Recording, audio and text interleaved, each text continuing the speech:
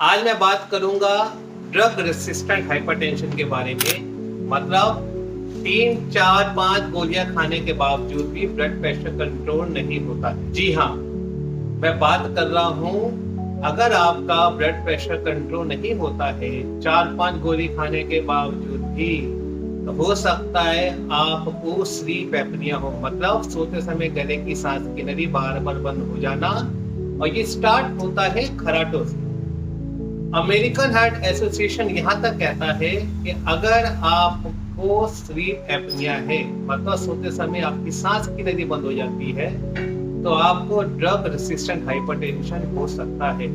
और मैं इसको उल्टा बोलूं कि अगर मेरे पास 100 लोग हैं जिनका ब्लड प्रेशर कंट्रोल नहीं होता है, उनमें से 80% लोगों को नींद की बीमारी है। जिसकी नींद अच्छी, उसका दिन अच्छा, उसका दिल भी अच्छा, उसका ब्लड प्रेशर भी अच्छा। नमस्कार।